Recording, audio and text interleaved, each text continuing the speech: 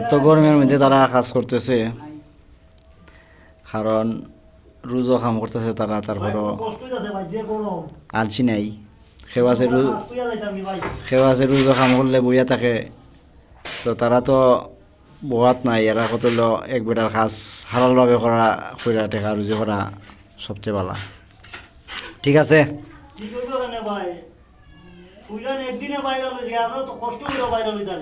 বাইরে লইতে পারো না,